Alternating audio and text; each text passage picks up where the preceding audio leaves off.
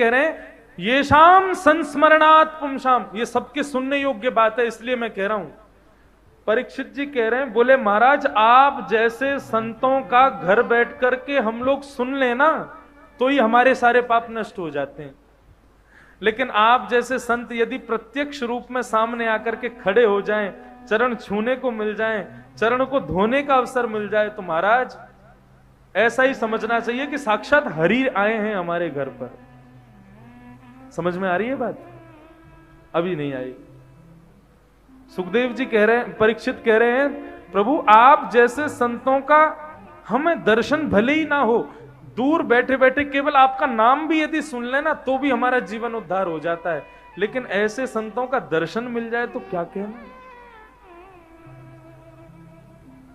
आप कहोगे ऐसा कुछ नहीं होता, क्योंकि यहां पर इस प्रकार लिखा है, घर पर बिस्तर पर पड़े पड़े भी यदि किसी संत का नाम ले दिया जाए तो भी आपके पाप नष्ट हो जाते हैं।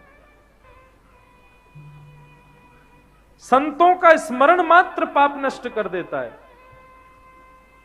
प्रमाण दें? आज का समाज प्रामाण्यवाद बहुत है, प्रमाण चाहिए। अब देखो हमारे भारत भूमि पर 500 वर्ष पहले एक महात्मा पधारे थे, उनका नाम था गोस्वामी तुलसीदास। 500 वर्ष हो गए तुलसीदास जी महाराज को। आज 500 वर्ष बाद भी हमारी भारत भूमि में करोड़ों लोग रोज तुलसीदास जी को याद करते हैं और अपने जीवन को सफल बनाते हैं।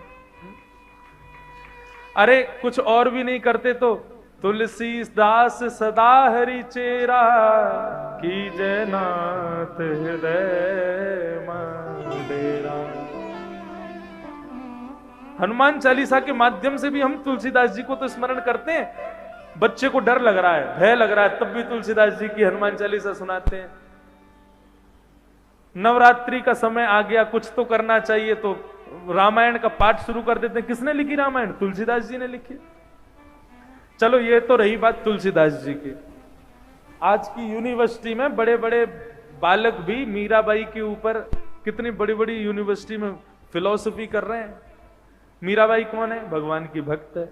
मीराबाई का स्मरण मात्र हम लोगों को पवित्र कर देता है। और सबों को छोड़ो, आप लोग भागवत की कथा सुन रहे हो, भागवत में ध्रुव की कथा आती है, प्रहलाद की कथा आती है, सुखदेव की कथा आती है, परीक्षित की कथा आती है। इन सब में से किसी को हमने नहीं देखा, इन सब का केवल स्मरण करने से हम लोगों का जीवन पवित्र हो रहा है। तो यहां जो परीक्षित कह रहा है वो बात बड़ी बहुत ऊंची है।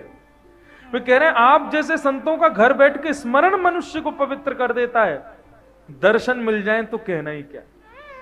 अभी रायपुर से खबर आ जाए कि रायपुर के हवाई अड्डे पर साक्षात तुलसीदास जी महाराज प्रकट होकर के दर्शन दे रहे हैं, तो आप सब कथा छोड़ के भाग जाओगे। सब कहोगे व्यास जी आप बैठे रहो, कल सुना देना कथा। अभी तुलसीदास जी महाराज जिनको हम सालों से सुन रहे हैं वो प्रकट होके दर्शन दे रहे हैं, हमको उनके दर्शन करे आन दो। होगा कि नहीं होगा? ऐसा तो है नहीं आप फिर भी बैठे रहोगे।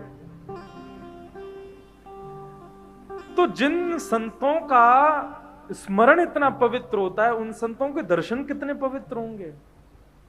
प्रभु मेरे तो सारे पाप धुल गए, मैं तो मुक्त हो गया आज आपके दर्शन करके।